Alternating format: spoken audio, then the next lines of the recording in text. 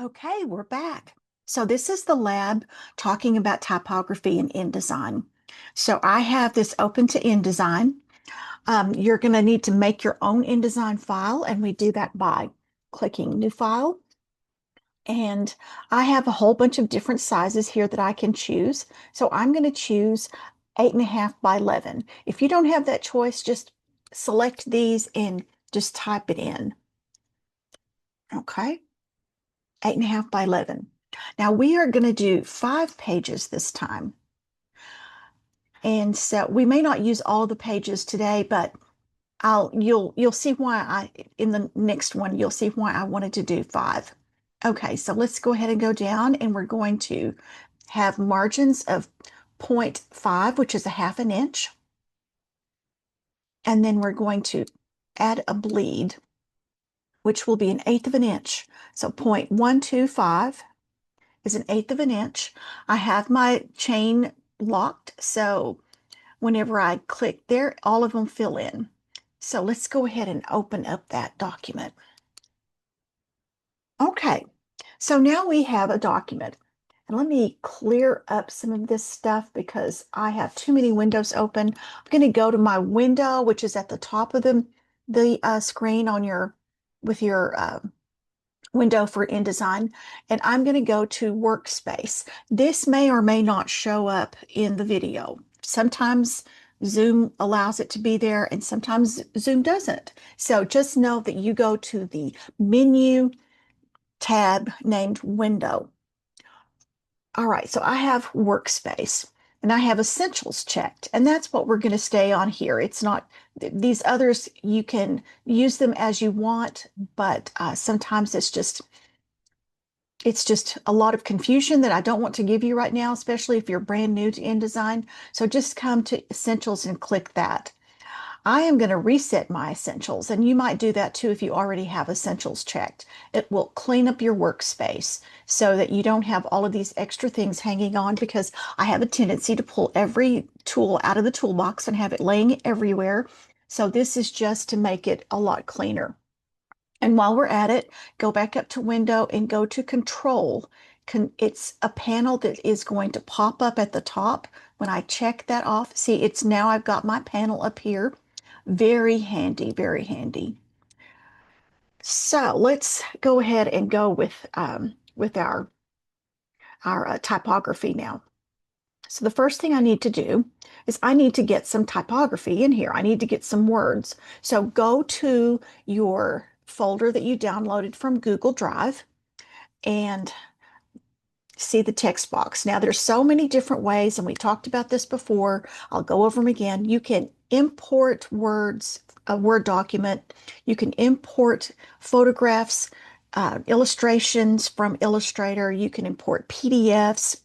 It takes a lot of things. You can import a lot of things into InDesign because it's kind of the collection plate for everything. You put all of your stuff in there and then you arrange it. So to import something, you can do it many ways. First way is you can go up to File and go down to Place, or you can say Command D. And that's my preference. Or you can drag and drop. If you have a really big screen that you're working on and you've got all of these different windows that you can see at the same time, you can grab that document that you want and you can click it, hold the click, and drag it over to your document and just drop it in. Or you can go to the document, open it, copy and paste, and then copy and paste into your InDesign document.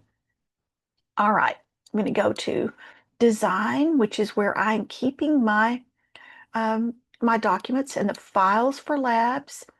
I'm going to, let's see, this is not in any kind of order. Now that is why these things have numbers, so that I can choose to make it so that it's according to the name. So I have it so that I can go here. We just did the introduction. Now we're going to do typography and magazine design. Now the magazine design is going to be in the next lab. So we will work on that. So The document that I want to import is this doc right here, How AI, and I abbreviated the names. So I have a preview now on my cursor. So you can actually just click and it will go all the way here. Okay. So you can see that it's just a regular document that I've brought in. And this type window, this little bounding box here, let me get a little closer. When we brought in the stuff from our for our birthday card, it was not very much text. So you might not have seen this particular item. So I have my selection tool and I see this little square right here that's red with a plus in it. It's really hard to see. Let me see if I can get it a lot closer. Yeah, right there we go. That is an indication that this text box is not big enough to show all of the text. So let me back out and click on that. Okay.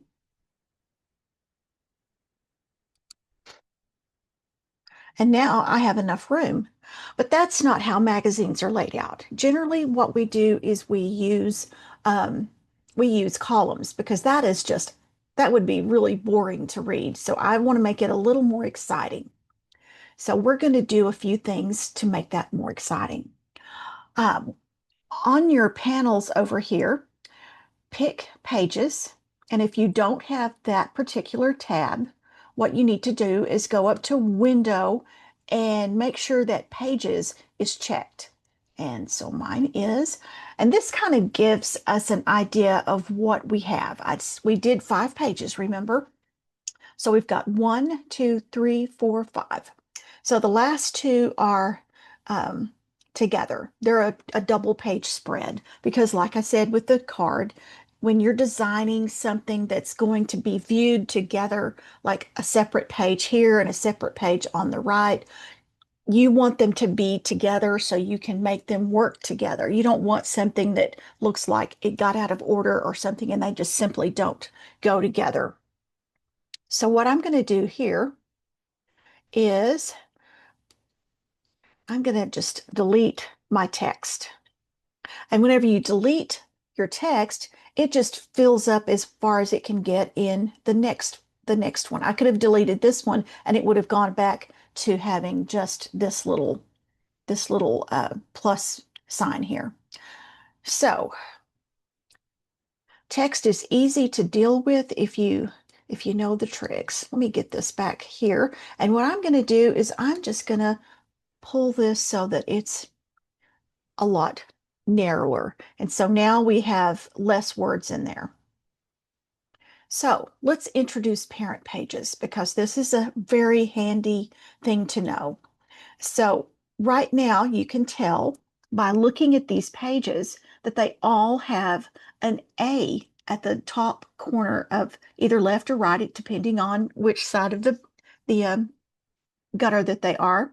It has an A, which means that they are showing the things that are on the A parent page. So let's just double click that. All right, let me make this so that I can see what I'm doing because there are some things down here. Okay, now be sure and make it so you can see the tabs at the very bottom because there's a lot of things that you can look at. You can double check. So right now we can tell that I'm on a parent page because the parent page is highlighted. If I hold the shift down and click the other page, then I have both pages selected. So they're both active. And you notice down here at the very bottom, it says a parent. If you click on that little down button, you will see all of your pages, all 5 pages, and we're on the parent page. Okay.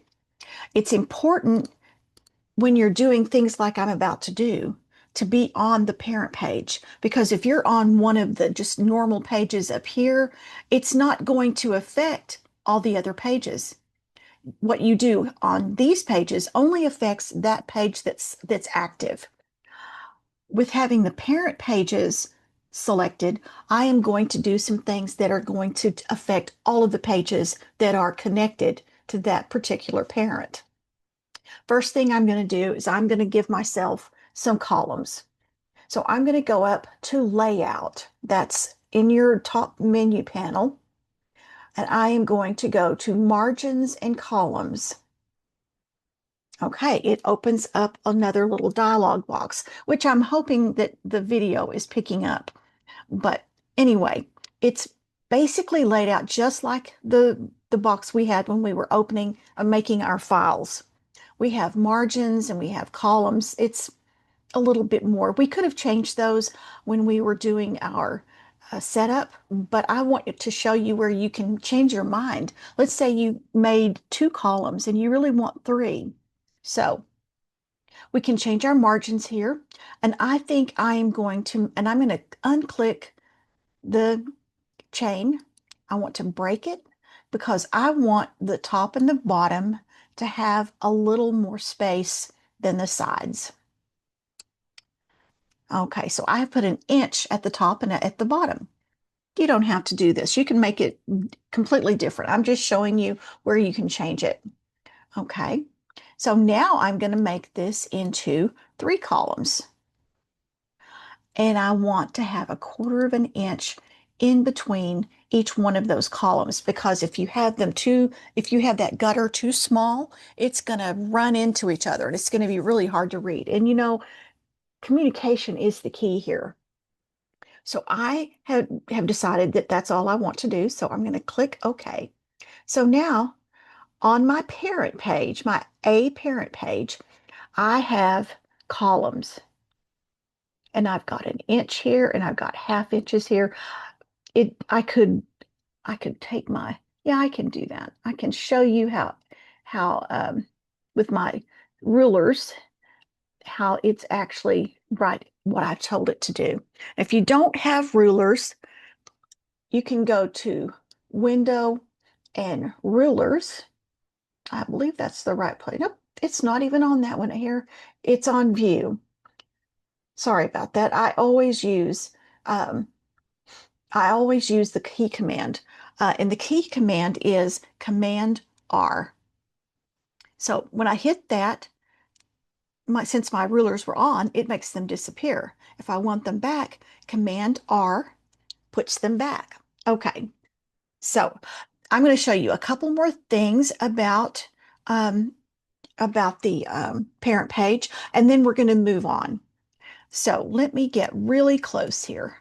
I'm going to put page numbers here. The parent page is good for repetitive things that are going to be on multiple pages, like page numbers, for instance. I'm going to pick my type tool. I'm going to make a type box. I'm not going to type anything. So go up to the type pull down menu at the top, come all the way down to insert special character. It's practically at the bottom. So it's under markers and current page number. Why they hide this, I don't know. I'm really thinking that somewhere in all of this, it actually has an easier way to get to the page numbers. I haven't found it, so if you were to find that, please share it with me. Because there's no way that one person can know everything there is to know about any of these programs. You find your areas and do what you do, and then you learn as you go. So if you can find out a better way, let me know.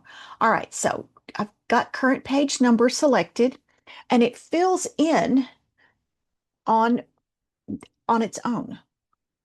So I didn't have to type a character. It typed an A. And the reason it has an A is because this is the A parent. If we had a different name for if we were on a different parent page or whatever, we would have a different number. Like if I were to create another parent and named it B, that would be B instead. It's just telling you that it's just using the A because it's on that parent page. But I can select that. And I wouldn't change the actual text. I would just change the font. And let's do something really obvious. Okay. And I can make it big. I can make it little. I can use the different alignments. So normally whenever I'm doing the page numbers like this, I line them up so that I can replicate it on the other side. So I'm going to pull down. If you go to the main reason, besides measuring things, that the rulers have is you can bring a little guideline. You click and hold the click, pull it down, and put that guide in there. Okay, whenever the guide is active, it's highlighted. Oh my goodness, I am losing my mouse here.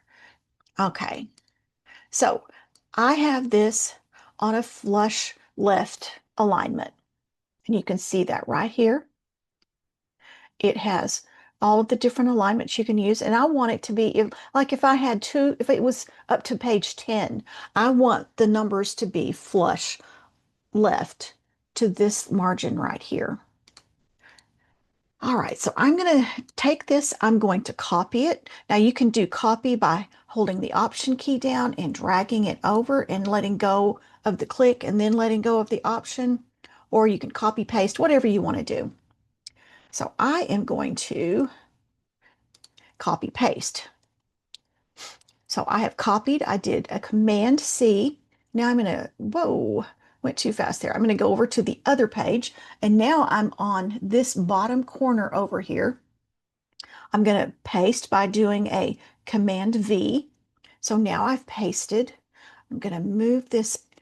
One thing I want to tell you about guides, I didn't do it exactly how I should have. I'm going to take this guide and I'm going to delete it. Pull it out outside of your page. If you pull it inside your page, it's only going to affect that page. If you pull, let me erase that. If you pull from the ruler outside of your page, it affects the entire artboard. So, okay, now, before I did not have that pulled down. I didn't have a guide pulled over here. I only had a guide pulled on that page. So I'm going to move this and I'm going to put the A exactly where I had the other thing. I'm using my arrow keys here. All right, so now this is still flush left. I'm going to do a flush right. So now move it over there. And so now if it has 10, it's going to be adding numbers on the inside instead of the outside. So now let's take a look at what we've got here. So this is parent page A. We've got our page numbers. So now let's see what we've got on our regular pages that we are actually going to be working on. I'm going to double click there and looky there. There is page 1. That's how it works on parent pages. That's why it's so important. If you're going to be using repetitive things like page numbers, like graphics in the background, there's so many ways you can use a parent page. Using the parent page makes everything more consistent. If you tried to, you could possibly put the right number on the right page on each of the pages. But why do it 5 times when you can just do it, well, 2 times since we have facing pages, but you can do it and it can be perfect. And then every page is going to have exactly the same thing in the same place. So it really makes your life easier when you're working on multiple page documents. All right. So I am going to show you how to deal with text now.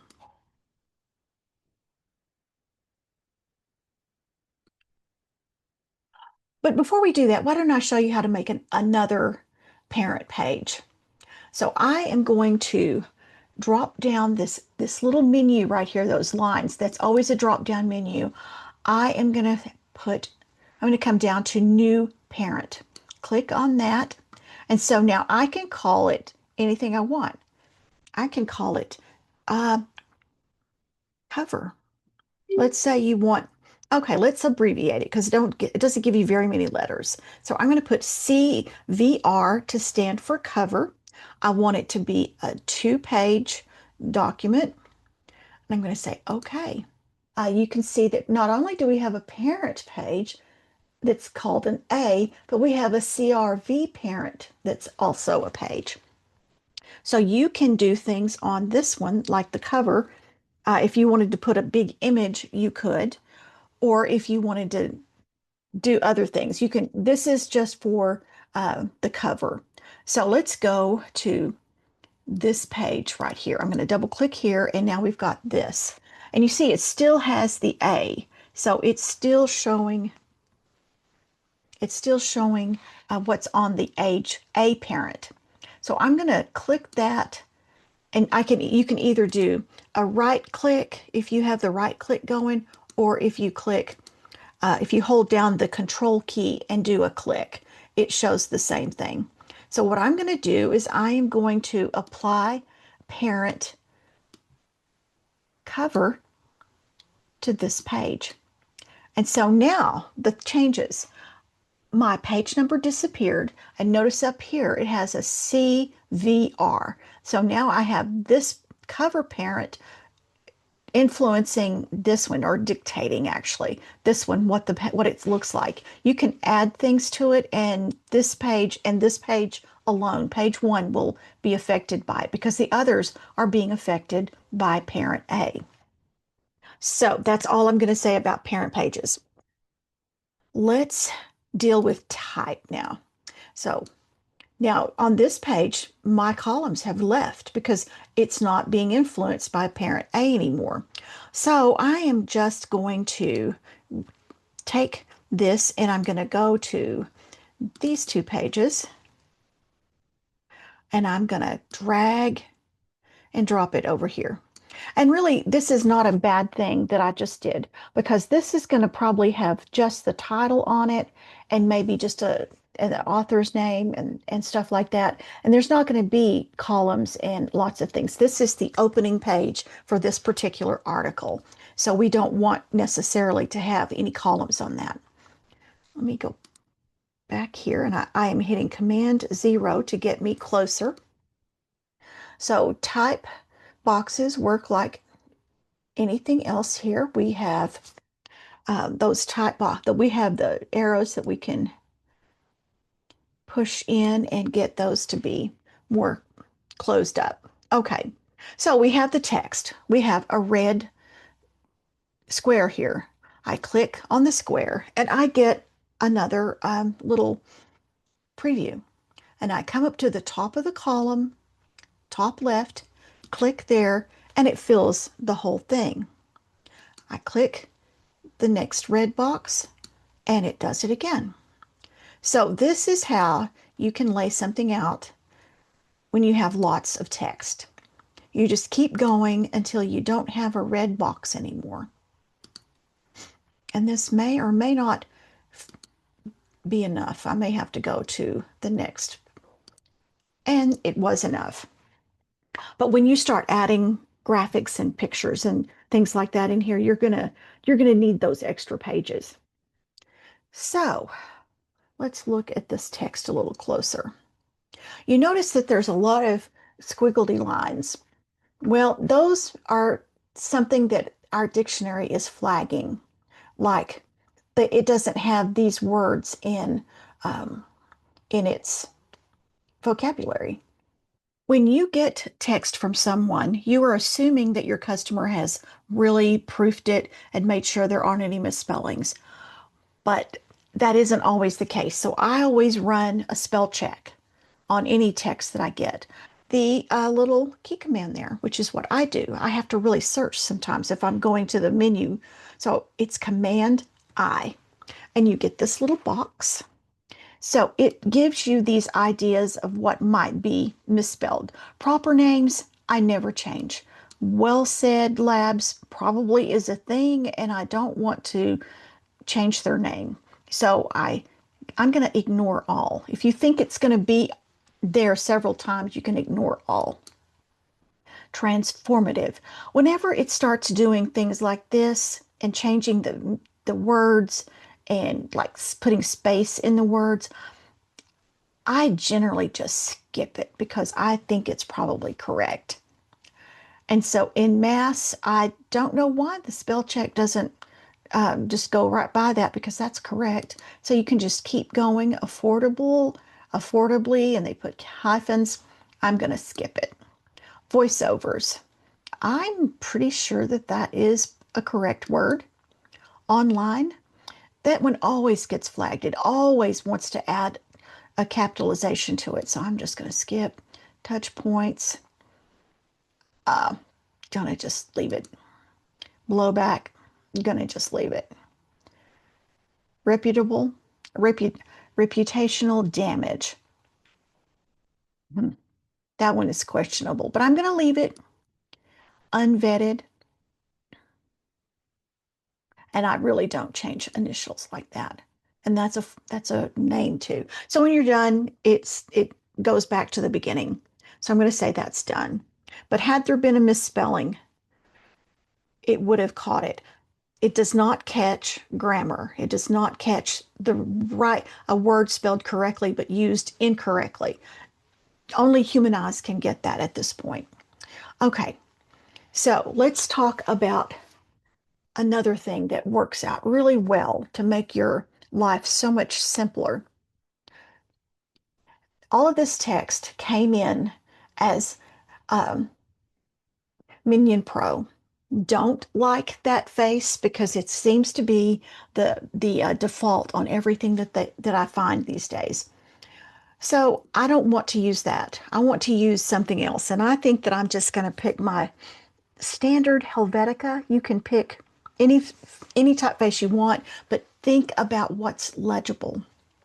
If you don't have Helvetica, pick some other sans serif. I mean, that sans serif that's a really nice typeface. Like Arial is a really good one that you can read really well. So I am going to open up Window and go to Styles. And you see, you've got a whole bunch of different styles. The one that I'm going to focus on today is the one that I use the very most. I occasionally go to character styles and that sort of thing, but paragraph styles really is the one that I use the most. So I just added that. Let me double check that it is actually chosen. And it did not choose it.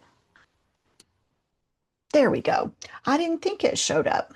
So I'm going to make this, well, I'm going to keep it open for right now. So the page styles, I mean, the paragraph styles, very easy to make a new paragraph style. You just double click here or just click here and then double click here and then you have this dialog box. But let me show you how I do it so that I don't have to go in here and figure all this stuff out without having something to look at. So what I'm going to do is I'm going to get really close. Oh, and I'm going the wrong direction. I use the command plus, not the command minus. Okay, so this is the title. So I kind of, well, I'm just going to go ahead and use it anyway. So I select that paragraph. I'm going to take this out of here. And I'm going to make myself a new style. I'm going to call this one text because this, my typing skills. Um, I'm going to name it text because I name things, and you should get into a habit of this also. I name things so that I'll know what they are. I name headings. I name subheadings, if it's a special uh, bullet point or something, I always name it so that I don't have to guess as to what it is. So this one is not based on any paragraph style. And the reason that this is important is because um, you don't want to have it, this hooks it to another paragraph style. Let's say I was going to make some bulleted lists. I wouldn't mind having the bulleted list attached, tied to the text paragraph style because really you don't want to change that much about your bullet style. You don't want to have a completely different font and all of those things. So if you change something big on your text style, then it's going to also affect your style that is based on it. But anyway, that's why I'm going to have no paragraph style because this is at the top of There is nothing above it that I want it to be tied to. So I go to the next thing, which is a basic format. So I'm going to choose a different font here. I'm going to go to, I think I will just use Arial, since you will probably most likely have that one. So I'm just going to pick Arial. And I want it to be regular. It could have been called book or anything like that, but I'm just, this one calls it regular. So I'm going to just say regular. Size. Remember, typography is measured in points. As a rule of thumb, you need to have paragraphs no larger than 12 point, because it just gets too big and bulky and starts looking really out of place. If you got to consider your audience. If you have a bunch of geriatric people reading your text, you need to be sure and have it at least 12. You might even do a larger type and break the rule. But if you have people who are your age, you could probably go down to 9 and it still would be legible. I have a tendency to pick 11 because it's smaller than the max, but yet it's not so small. So it sort of stands with feet in both camps, so that people who are older can read it pretty well, and the people that are younger are not put off by the large size. Leading. I'm going to change that to 14. I know I told you in typography that it's supposed to be 2 points bigger than the size, but in paragraphs, I like a little more air between the lines personally. So you have to find your own personal preference. And my personal preference is 14. You need to have at least 2 points larger, though, than your size. Kerning, I want it to be optically correct, so I'm going to pick optical instead of metrics. I'm not going to do anything to the tracking. I want it to be a normal case. And so that's all of that. Advanced character forms. Don't really need to change anything there because we want them all to be 100% and everything. Indents. Okay.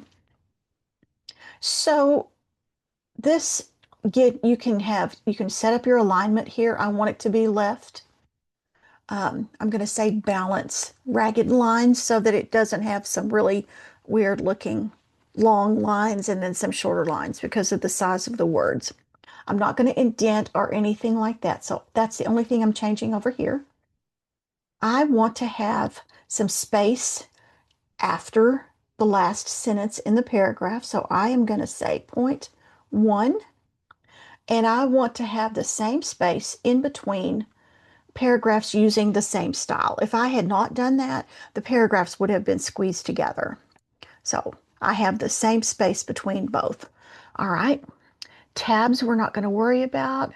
The next one is hyphenation that we're going to change. This, if you come to hyphenation in your paragraph styles and uncheck this button, which in my opinion should not be the default, it should be unchecked as a default, then it's not going to hyphenate any of your words.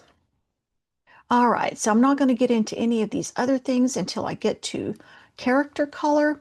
Now you can change this. You can make it a different tint. You can overprint fill is something that printers do. So for right now, we don't want to do that right now, but but just know that that's something printers might ask you to do. So we can change the color, and you see it changes the color there. I'm going to leave it black for right now. And that is all I'm going to do. So, and we could do preview. I'll have preview checked for next time. So I'm going to hit OK. So this is not changing because it's still a basic paragraph. But when I click text, notice how it changes. Okay. So let's go on down here. And I am going to show you that you don't have to have the whole thing selected. You can just click in the middle of a paragraph and click text, and it changes to the typeface that you have in the styles. But notice that for some reason, it's got a bigger line here. And notice it's not the period there because here's a period and it doesn't do it. So there is something else going on. Well, what I need you to do is go up to type, go all the way down to the bottom of the type menu bar, and it says show hidden characters. Okay, I just turned that on. So now we've got this little guy. What is that? That is a paragraph symbol. If I were to, let's see, now we have some here. So let's change this paragraph symbol to what is called a soft return. You hold the shift, you hit return, and see it changes the symbol. Okay, so now I have changed this paragraph symbol that we had here. So I'm going to put my cursor in this top paragraph and I'm going to click text. And now notice what happens. It keeps on going. It didn't just stop like this one and let this one be the minion typeface. It just kept on going, but it stopped here. So here's the rule. If you don't have your characters on and you have something like this happen, you'll know that you have the wrong kind of return here. A soft return. See, whenever you're typing in here, you have to physically hit the return to get one of these keys. If you hit just the return, you have a full return, the paragraph style. If you say shift and return, you have the soft return. And that's what Paragraph Styles puts that's the stop mark for you.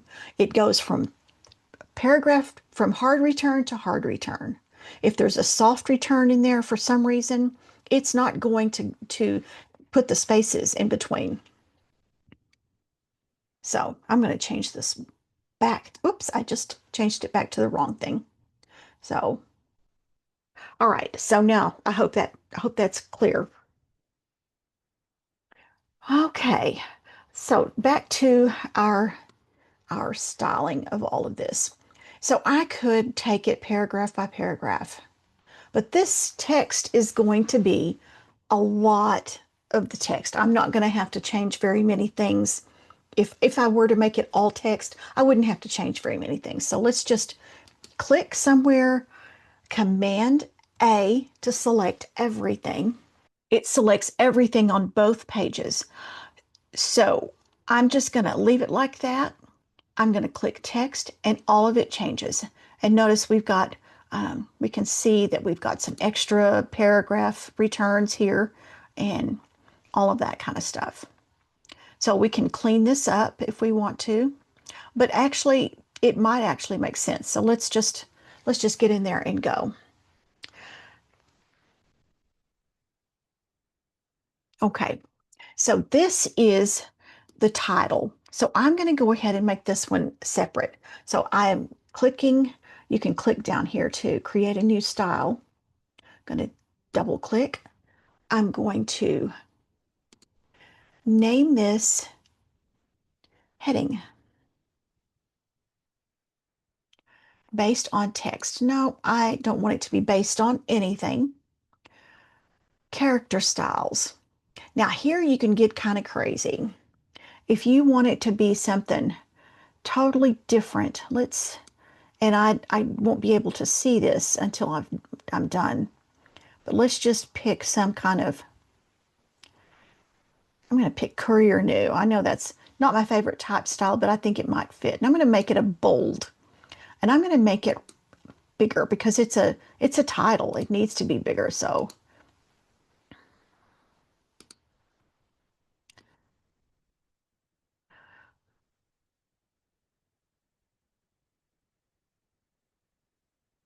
I have lost my toolbar. So if you ever lose something in the middle of all this, I probably clicked on it. Toolbar, tools. There we go. You just have to go to Window and to Tools and you get it back. Because if you click one of these little buttons, it will disappear on you. Okay, so I want to see what I've got here. I just absolutely blew everything out of the water. So let's undo this. I'm going to do it a different way. I'm going to take my type tool. I'm going to take this and I'm going to just go ahead and take both of these paragraphs because I want both of those on my first page. So I'm just going to cut, which is Command X, and it just puts it all on your clipboard. So now I'm just going to make another, and I'm going to paste Command V. I'm going to back up a little bit so I can see what I'm doing. Okay. I'm going to make this pretty good size so that it doesn't just fill up everything and not look right. Okay, so now I'm going to turn my paragraph style back on. And for some reason, I guess I didn't save it. Let's just do this again. Paragraph style 1. This is going to be cover. I'm sorry, not cover. Heading. Not based on text. Um, it's going to be, let's see, I think I picked courier, didn't I? Courier.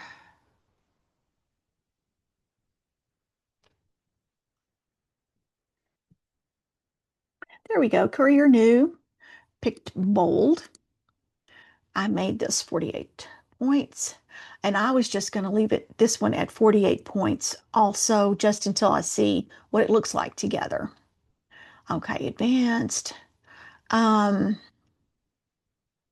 Hyphenation is turned off. Character color, we're going to make that a brighter color. I'm going to make that, let's make it blue.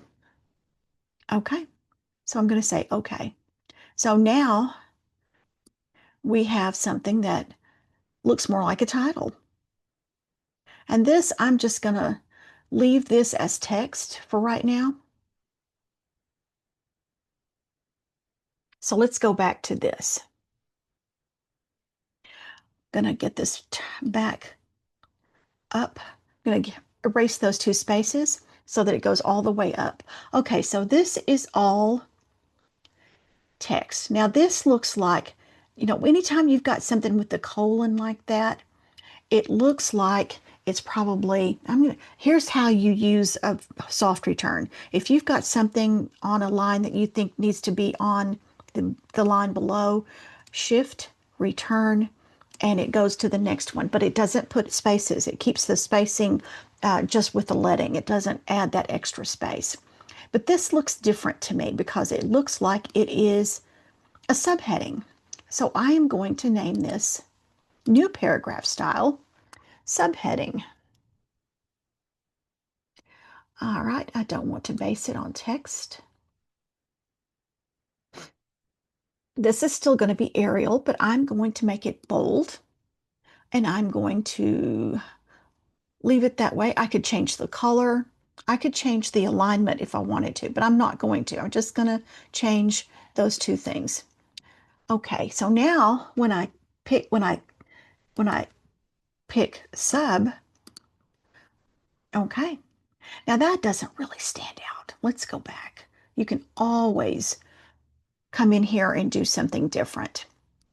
I think first of all, I'm going to make this all caps. And I think I'm going to change the color to red. Now that really stands out. You can tell that that's what all of this is going to be about. So you can go through here, and what I want you to do is I want you to take out the extra spaces that don't need to be there, and then change the things that need to be subheadings. Okay, just go through and choose all of these things that need to be changed. And they start really sticking out and being very obvious. Okay. And you can just click in there. You don't have to select the whole thing.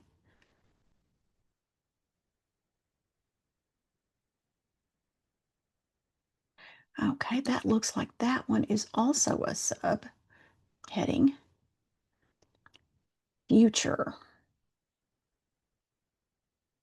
Okay. So I am going to leave it like that for right now.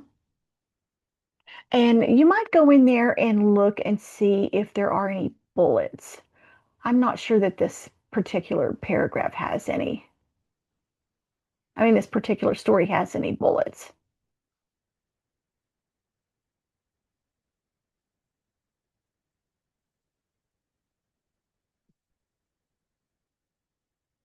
No, this one is without bullets, but I do want to show you how to do bullets. So I'm just going to use this as an example. Um, I'm just going to use those two as bullets. Okay, so I have selected this, and actually we don't have to select it. I'm just going to make a new paragraph style. I'm going to name this one list or bullets, whatever you want to do. And it's based on text because I want it to keep the same as that. Okay, we're going to leave those the same. We're going to leave virtually everything the same, except we're going to go to bullets and numbering. I am just going to pick a normal bullet. You can add things by by clicking this button, and you can add bullets. You can change your font style, whatever you want to do if you want to do something fancy. But I'm just going to stick with the plain old bullet here. And I could do this, but this is a bunch of numbers. So I'm going to show you how I do it. So now I'm going to say OK. And I'm going to choose these two and put the list on there. Okay, now those don't look very good. And so it's easy to fix that. I'm going to select one of the paragraphs, and I am going to change the tab. And the tab is always in the wrong place. Tab is in, here we go, tabs. There is a key command for that. It is Shift Command T, and that's why I have to look for it, because I always do Shift Command T. And you get this little box here, and I like to line it up with my column so that I can do it just as much by sight as I can anything else. So what I want you to do is grab those two little triangle things and move it out, and then I'm going to give it a little more space. Okay, so what I did was let me do that over. All right, I grabbed them and I moved them, and they're kind of small. They don't like to move very much. So now I have determined how far the text is going to go, but this is bumping in. So I take just the top one and move it back a little bit. So now the bullet is lined up with this top triangle, and the text is all lined up with this triangle. Okay, so I'm going to move this out of the way for a second. And you notice now that my text, my list, has a plus on it. So with it selected, pull down that menu, the little line menu there, and go to Redefine Style. And now it makes this one match this one. So that way I don't have to deal with the numbers. I don't have to guess and hope. And it's a little sliding. It's a little bit nerve-wracking, but it's really not it's not really that bad. So I'm going to close this, get this out of the way. Okay, so that's how you do bullets.